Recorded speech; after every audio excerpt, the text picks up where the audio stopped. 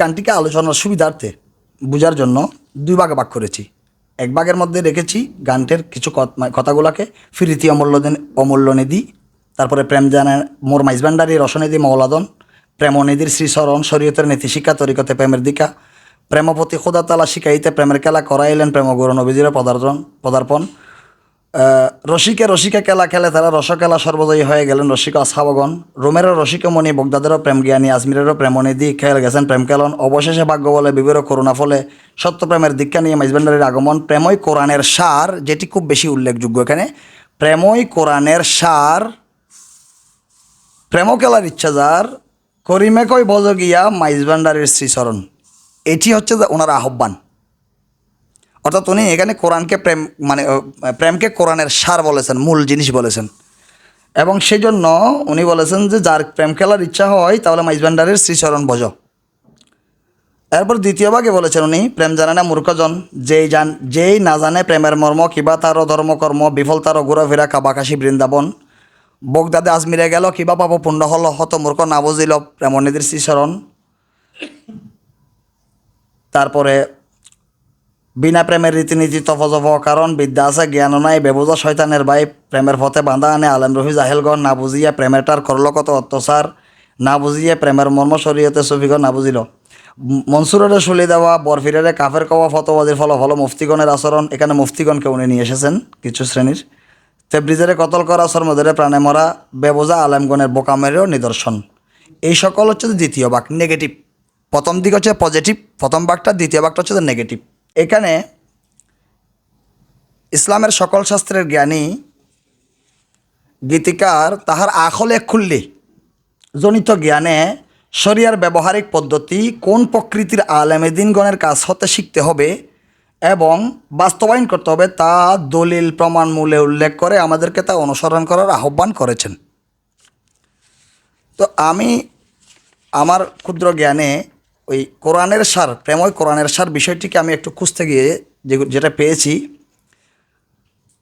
সেটা হলো শরিয়ার, আমি কোরআন শরীফের কিছু আয়াত দেখে আমার ক্ষুদ্র জ্ঞানে দেখেছি যে শরিয়া উৎপত্তিগত দিক থেকে তিন ধরনের আমার কাছে মনে হয়েছে। একটি হলো আল্লাহর সকল সৃষ্টির তিনি সৃষ্টি করেছেন যেই শরিয়ার ভিত্তিতে, যেই নিয়ম নীতির ভিত্তিতে।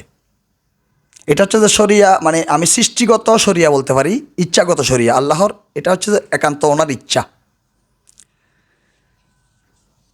এই প্রতিটা সৃষ্টি উনি কীভাবে সৃষ্টি করবেন এবং সৃষ্টি হওয়ার যে প্রক্রিয়াটা উনি নির্ধারণ করে দিয়েছেন, এটাকে আমি সৃষ্টিগত শরিয়া হিসেবে দেখতে পেয়েছি।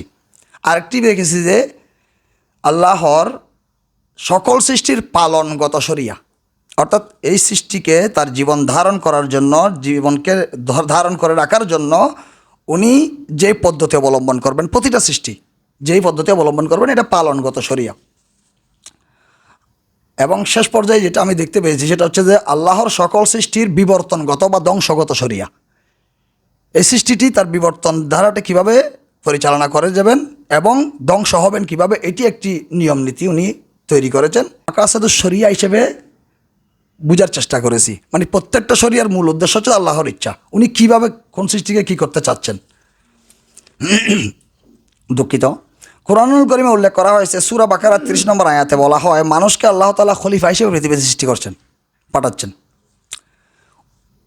কোরআনের অন্য আয়াত আবার বলেছেন মানুষের কল্যাণের জন্য সকল সৃষ্টি করা হয়েছে। তাহলে আমরা বুঝতে পারি আল্লাহ পরে বাদে সকল সৃষ্টি মানুষের কল্যাণের জন্য তৈরি করা হয়েছে।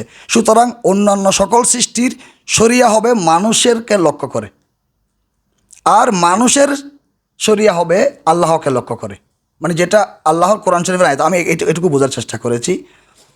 এরপরে হাদিসে কুদসিতে বলা হয়েছে, আল্লাহ বলেন যে প্রেমের সার কেন, আল্লাহ মানে কোরআন শরীফকে প্রেমের সার বলা হয়েছে কেন, এটা আমি বুঝতে চেষ্টা করেছি। আল্লাহ তাআলা হাদিসে কুদসিতে বলেন আমি ছিলাম গোপন ভাণ্ডার, ভালোবাসলাম প্রকাশ হতে, তাই সৃজন করলাম সমুদয় সৃষ্টি। তাহলে ভালোবাসার জন্যই উনি সমুদয় সৃষ্টি করেছেন। আবার অন্যত্র বলেছেন আমি আহাদ ছিলাম, ভালোবাসাতে মিমকে নিজের মধ্যে স্থান করলাম এবং আহম্মদ রূপে প্রকাশিত হইলাম। তো এই হাদিস দ্বারা আমরা বুঝতে পারছি যে মানব আর সকল সৃষ্টির জন্য মানে উনি প্রকাশিত হলেন ভালোবাসার কারণে। আর এখানে এ প্রেম, আল্লাহর প্রেম, সৃষ্টির সাথে আল্লাহর প্রেম,